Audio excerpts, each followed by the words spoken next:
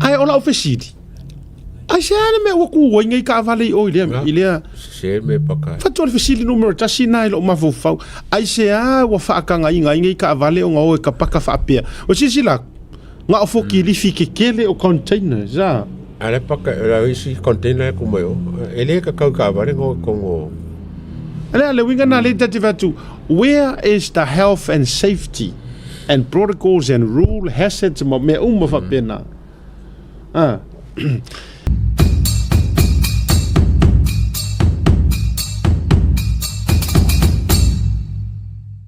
o te lona e mo se tala I la vele ia lenga ve mai ko to ai si umu ia pe la e lua loli o le sila lea loli lona lua lea le to te sisi le tunga wa ku mai le masingi ngali ia e tau fatu I lunga wa matua a tamala lea e le I maliu seisi nga o le mafuli masala nga uka I lunga la warkeli uka ma a o le sila loli lea matua sala laulava matua sala laulava ele awara tele ia io sawa la ulipa ve ko kala be spof ia to jira ve eli ma povi la vivea oi a te sila fiare pusale le fao mai e ave ese le pusale na fino la tu masinga vesi la ia le povi la ola la ko ia e fa mai e swingi e siringi e sere le pusa o pasia a ko el po visa mo ko sole o te matele va ve faia se tala ona o fa tala na au mai ia tatia ia o fa tala fa ayer matangi ai a tonu e manino mai ni o to tonga su enga a malo langa o umar soifua o maliu umar ola o le avelo lile o kalo fa o umar le lo nola ia o le fo e maua mai le video le lanta auto le auto mai le fi mai maliu malau magu ko lima pe ko fa o povila ye o ke ro povi di manga ngara vevia now pauru me mo tino o lo tasi o le mafuanga male tulanga o le la veale ko kisi la mai now e ma faina tatou tilo pe afa pe o se loli o la yeni fa le tonu ka ofi o alava ai ava va ia kunga yai ele o sia enga foi meren sa wila lu o sa onga o le a foka le nga kasi ai pi onga va enga le ia jaula ele e kasi ale mafuanga pe vela enga kasi si la ka vale le e tasia la utilo ole matua fata mala matua fata mala talo sia ai umani su enga leo ma fo mai talo sia ai uma ele o yaini tulanga fo idele fa pe fa swa va ma va enga fa pena talo sia so it to be confirm uma na fa metalang e ui ya ile hia sei na umai e fa pe mai e tauna namu ma vaenga fa pena e to be confirm umana tulanga na paul fa no nga o mali wai ia le tangata ia luai ma manu papalangi mo leva ne tausi mai o singa povi la iki so ia o fa mtalanga mai nai ainga le si ainga sia ia tsi la tunga onisio o la tu manu lai sao o lai uno otino ole lave ole swau male mole tulanga fo ile ia la bo ile le fa to fala inga ole e sidi ile fa ma matio nei meola fa wa ia awa ia le ia o se ngala io e ba ku e fa kamala al melana le walu etate ita o ta fa noa o ta misi alo fa ayo ka koe aka fa mai e sidingi ele pusa le loli le fao e si pusa ala iko ko ngu si povi la yola o tu si la ye a poco fo ngi povi la fiko ko ngole ai e ye foi malisi va henga le tupu mai I taile wa furi ta ka mo se le container ngai palasia I ngor ta va ki e ngor container o te fai atu le fa ai tete o tangata yo go la verifi ba ko le vai in control le container Ia pa uro container lungo ka vale. Ora ke le si ko ka vale. So ole issue le na tau si sila mai. Ai ola ofisiti. Ai se ana me waku wa ngai ka vale o ile se me paka. Fa tole fisili numero tasi nai lo ma fo. Ai se a wa fa ka ngai ka vale o ngau ka paka fa pe. O si sila nga ofo ki li fi kele o container za. Ale paka la isi container ko mo. Ele ka vale ngo. Ale winga na le tativatu. Where is the health and safety and protocols and rule hazards me fa pena.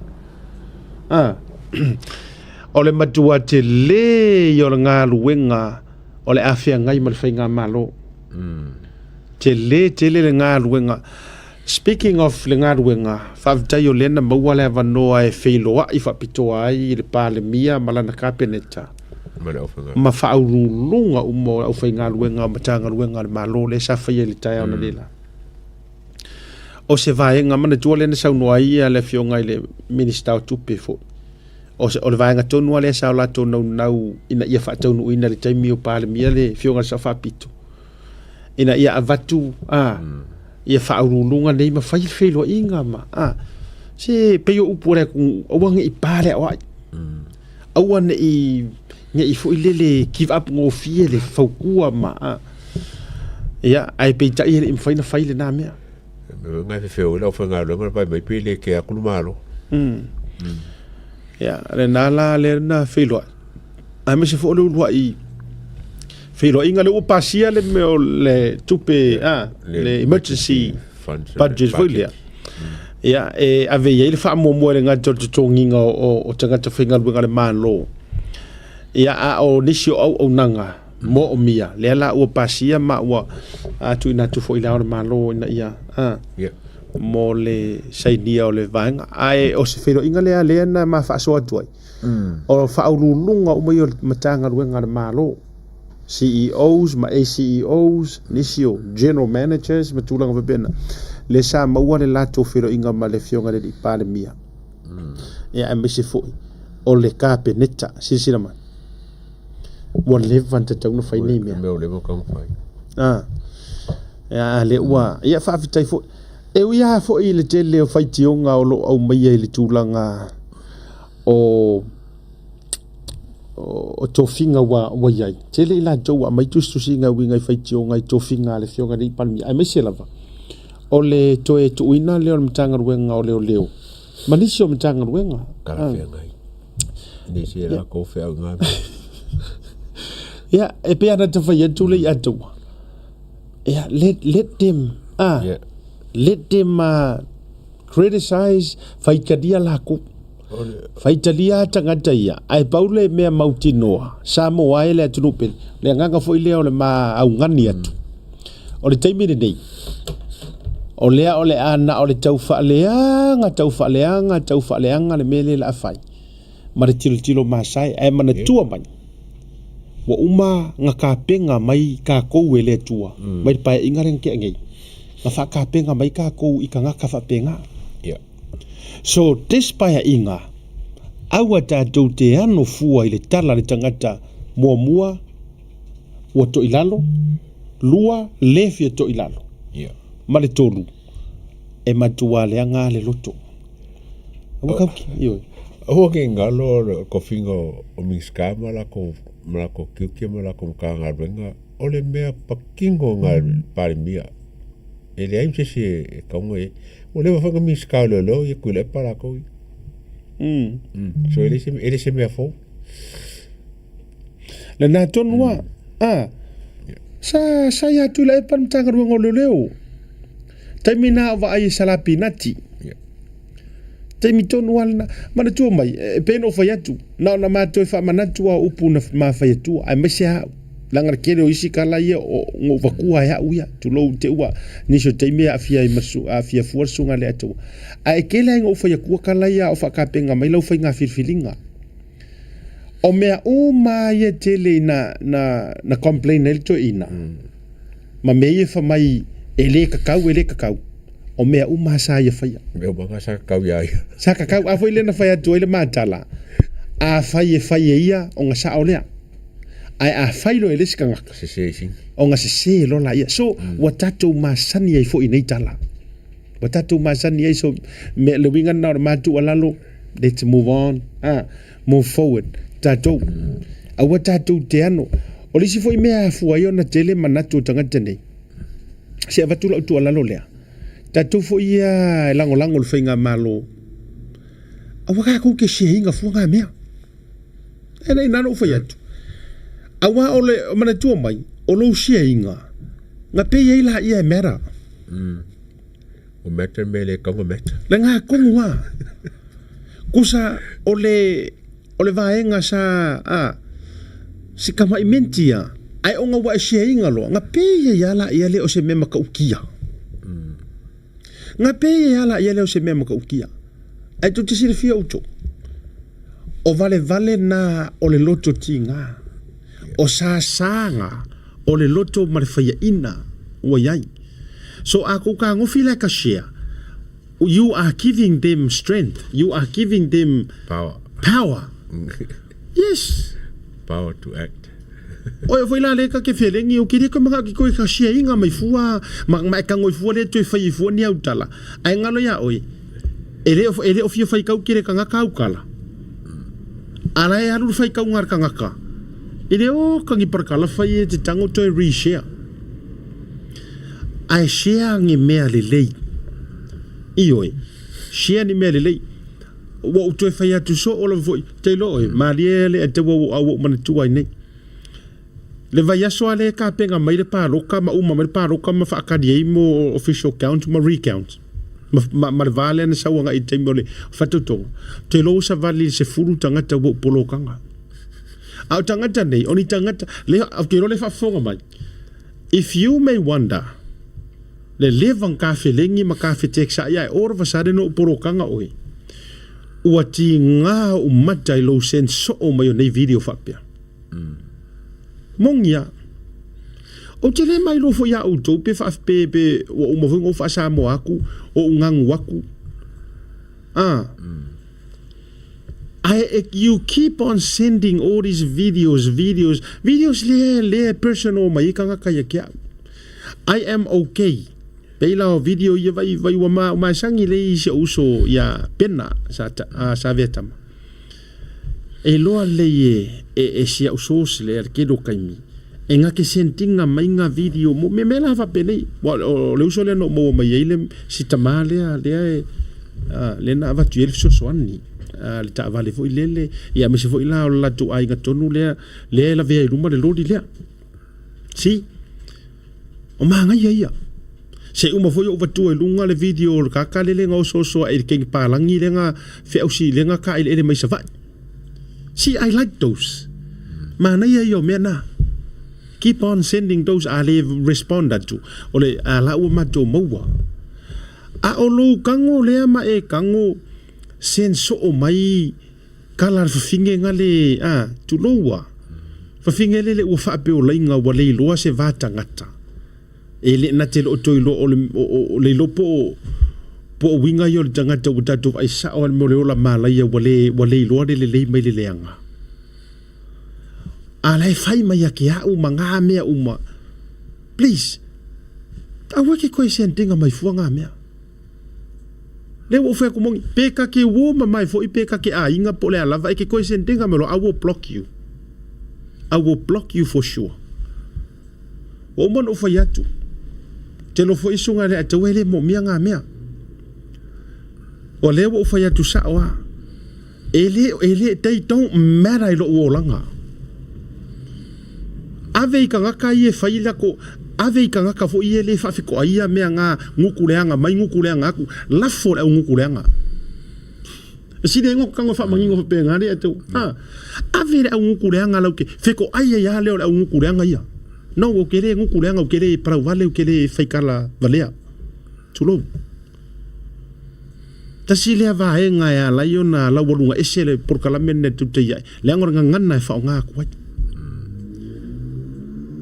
so o mala ko ki ko au mai tu lo wa e oi o le mala ma e o mai ngi fo ngi sen mai nga ngi sen mai ka au so le sila me wo tau i tele ya tawa e pi folinga mai e fa e ke kanga sen mai te fia lelei mai ai pe ola ke la fi mai ku ke manga fo ilele ia it's just to ruin ai loka ia ma fo le wo fa yaku e le ko e afeki ai so ma fo ai paula me ala kupu e afeki e ka mafukanga wa o ke poroka ngai moi ko kiki over male fase la ngai kanga ka ye le pending le request a ka accept ka kula confirm ai ko sa wan me ngai you need to go to the setting and delete some of your wa makwa so wakamo miala le kidiki ese ongisi ai se o mai ngai ngisi kanga ka fo e feeling ye ku ya o le me fo ina e mau lo waru fu e fight ta life ngai fai kala le waki nga ai lo ma fo ku lo ngai ke le wa sen mai fa mai se waki nga ya o fa ku e ma fu ngai ki nga o lo fai kala fo ye ya la avi fo la e ke ki nga o ke ki nga I don't care, they are not true. Yes, le wo fa yaku. So fili la oe. Pe ya kala a Joshua nga fai ya isa la eru morong ai. Fili o ko ile aso ngi. Poi ko ke au nga yai. Pe ko ke au nga ole kala fo ile nga asiata ma le a tawale u fa yatu monia. Bokul malo. So enano fa yatu. Fili oe. Ile aso ngi. Pe ke manga o kau ke move on maka ko wo ilu mai issues wa me uma fili o pe ke fia fai kau pe ke fia maka iai o pe ke fili fo pe ke karikongu iai pe te taritonu ila utala le ute fai atu ia te oe o upu matala nei o faufaunga umoleoti ma ngai ai o fa makalanga ele tofa ia ape na moe mana tunatu kusa ole fa makalanga lea ole manino i ole langona le ngai fisiri sa o ya ele tu langa le lava ma sa fa pito peson ko fingi mana tu mai o tu tasia si ko ka fikili ar pe formelia ka ko yo ila ia lea langa foringa mai ele o engenge fu fa ya engofo o tele o lopo le lau motive behind the low sense so o mai o melia o mengi por me e ke ka mo faia ia a faia tele tonu ila utala le o te faia tu o tala o leoti o tala fatu o me fau mana o me uma ten fai karia la o ma that's your issue, that's your problem ai o ke ka ngo sense so o mai fua ia mau kala fai karia la ko pela lau mai ya o le lau mei pela lau mai ya o le povi pela lau mai ya o le asingi sor fangu or kan tanki whatever pole la ko ele afeki o ke le popole le kai mingo yese me kasi o lo fa kuanga male io ale o tosi sira mai o ila le au ye le ku now you answer me o ila le o au ye le ku o au la le ku o au le ku ai ina mo ka vi inga ila ko fainga o au le ku ai me puruku ko fa so who exactly is ka faleanga now o ila le ka faleanga se la na wa overture melia it's not for the haters mo oe le ai ka ke felengi mo oe le te fie program ni ai te la fo so mai ngai la pisi turo ya ka ko mo ka sin fa mo ka me fa ka pokala na ka kere ele kiri se kan ka fai ka wenga me ka ba su isu ka mo ka pokala esa oi o ska ka so de wa la sa ko su ngi me fa la ka wa e la ko ba ka kere ka ringa ba ko mo fo ele se me fai io au tai ta me fa la te fa toi ole ngolo fa fiora ka kere phone ka ngokunga attachment ka ngokunga video ka aisa unga so le ole mo ko vi ing ole mo kala fi so what kusa le la ke iwo kare fia la ko e fuala la kale i kai fo ye o ai la taita ya o ele te faia le nga ruenga o lo sen so mai se pe lau mai ya o le ama le ka ko ku ile ku ko ke sirfia o ko mai kali le tua a alwa wa e vai ku nga wo ki le ya Alua e vai akunga wa kau mai ai vi o lea. Lea me nga fai fo i le nguku leanga o kupa i fasalafa ia. Sau le nguku leanga o kupa i fasalafa ua. Feo iai. Leo te vai atu. Lango ese i o kako sa ili le akua. Oa, o ke le whaakau makakau aku iai mo waru fai. No, never, no fake page or whatsoever. Mai, o ke le fake o ke alu aku saoa. Ai o te le alu fo i e whaatupu ni tala. Fa mai le tala ape na tā ua ilo ulotu. Mai lau fesili le atau. E se wha maungianga o ka laia. Ko lou wala fionga le sao whaapiko. Wa ngale fesili fa penga. O lou kua whingi. O lou kua whingi sa o a wha mai adopt. Ke loi. Inga ua sao le news nga. Le ua whatu. Ina ua manu mai lunga le whainga po. Whoever a whaifo yo e whaafonga mai o oenga e creating ar kala lea. Tu lou wa le te whatu pa whapalanga le usa ngua apele. Te lola lau kua lalu. Pe whaapea e mongianga e ku nga e whakua. Kei roa. Salamo. Leanga o tua o patatua o mea ia. E leilo aku le lopo e maua se mai ai lililu. O e maua se mai leanga. Nga ke i awa umakwama e huki akwa ia. E leo e lua akwa ngisi. Ai le i releasing ar wha mangalonga mo oi. Ja.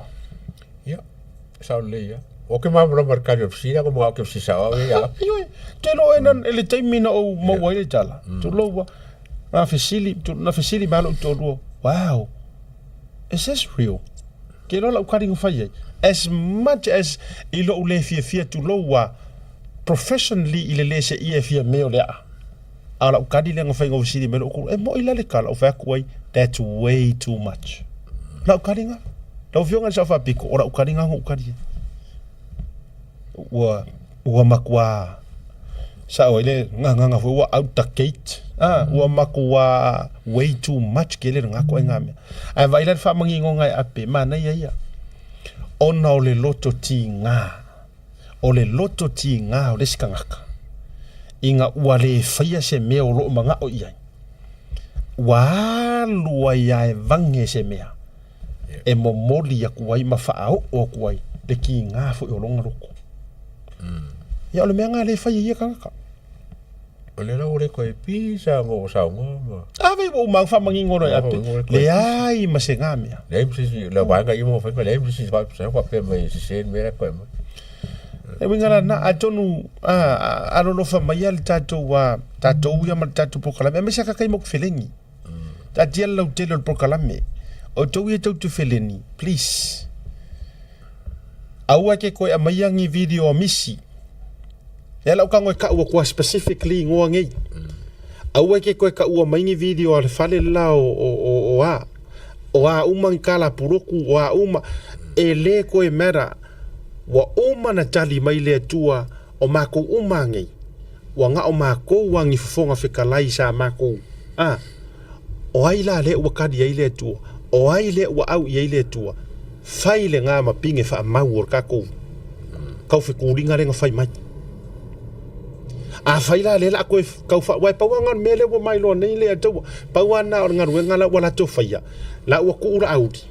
La ua kuo. Au ira ua Ara pe mai la ua so se por kalamea. La ua whai whaasanga mai ya. Whaasanga mai tau te whaasanga mai mau mele ataua. Paua, it's okay. It's okay. Wa kuur malo. Ele o mea ngako ngau ngako and let's watch pe o fo ilar kako whainga malo e whai le whinga ngaro mongi o le kua leanga they are just human beings, they are not angels. O le upule le a mai so o ngi ko inga kaka whapengei si tati le whai atu te ua mausa te tala whapentou pia mai le ta o tati whaamawarunga no ai a whai o ke mimika o ke mimika i mea ua whai e le atua leanga e au le kua le whamaoni e au le atua le whamaoni o le atua foi o le atua o le manu maru wala walalanga they are losers o whai inga e le au i ai le atua e le ingo leanga e kau whaleanga o le mea kongo ala e kau whaleanga ala e kau ma whai e turn mai le mea ngai a maua calling us o maua le ai e se le mea lo tau tala i la mea tonu le tua e se le mea lo whailoa o mea lilo e mo musu ia kanga korpongi sae au mai le malama o le magaluega laga io e na le fai atu pena